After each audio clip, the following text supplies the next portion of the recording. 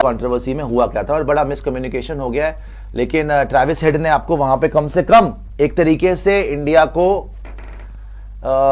बोलेंगे कि इंडिया को एक आईना दिखाया है ट्रैविस हेड ने। ट्रैविस हेड ने क्या बताया कि सिराज के साथ जो लड़ाई हुई थी, ऑल्टरकेशन हुई थी, उसमें उन्होंने सिराज को क्या बोला। ट्रैविस हेड से पूछा गया कि व्हाट डिड यू से टू सिराज, तो उन्होंने बोला कि उन्होंने एक्चुअली सिराज को बोला था वेल बोल्ड, कि आपने अच्छी बॉल कराई जब आपने बोल्ड करा था। लेकिन सिराज ने कुछ और सुन लिया और बिना सुने ही सिराज ने बोला कि वो जो भी उन्होंने सेंड ऑफ दिया, तो उन्होंने बोला but he heard otherwise slightly disappointed with the way that transpired, it is what it is, मतलब तो जो हो गया हो गया। लेकिन लास्ट में उन्होंने जो है एक तरीके का तमाचा ही मारा है, आपको आईना दिखाया है कि if that is how they want to represent themselves then so be it. मतलब अगर आप इस क्लासलेस तरीके से बदतमीजी पे उतर आएंगे और अपने देश को और अपने आप को इस तरीके से आप रिप्रेजेंट करेंगे तो फिर ठीक है, आपको मुबारक हो, यह आपका चरित्र आपको मुबारक हो।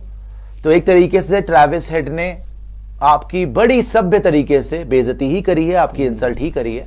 और भाई मैच भी वो जीतने वाला है, 140 भी वो मार गया और ठोक भी दिया उसने आपको।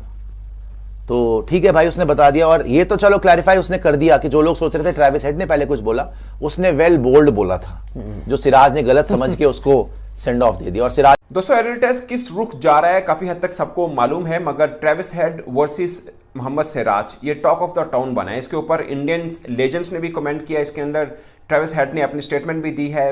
मॉर्कल जो कि इंडिया के बॉलिंग कोच हैं, उनकी स्टेटमेंट भी आई है। मगर सुनील गावस्कर साहब ने एक बड़ी बात की, उन्होंने बोला कि वो कोई 4-5 स्कोर पे आउट नहीं हुआ, वो 150 मतलब 140 करके गया है, तो इस तरह का सेंड ऑफ नहीं बनता था। और इसके ऊपर ट्रैविस हेड ने कहा यार मैंने तो कहा था भाई अच्छी बॉल की है तुमने, वो गुस्सा ही खा गया। मतलब आगे से मोहम्मद सिराज ने मुझे जो बातें कर दी मैं एक्सपेक्ट नहीं कर रहा था।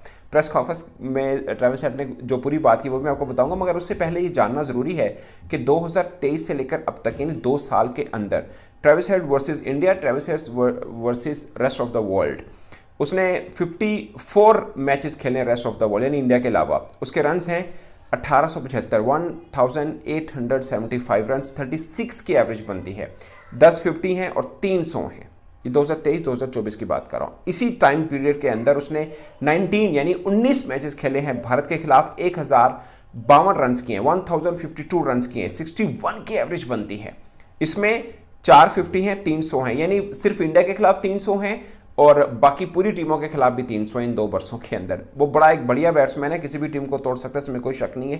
बट बदकिस्मती है कि वो इंडियन टीम के लिए बदकिस्मती है कि उनके खिलाफ वो हमेशा रन करते हैं, खासकर क्रूशियल स्टेज के ऊपर। वो चाहे वर्ल्ड कप 2023 का फाइनल हो, वो चाहे ओवल के अंदर WTC का फाइनल खेला जाए, वो चाहे एडिलेड टेस्ट के अंदर ऑस्ट्रेलिया की वापसी एक तरह से होनी हो, इन तीनों के अंदर उसने कमाल जिसे बोलते हैं कि बैटिंग की है।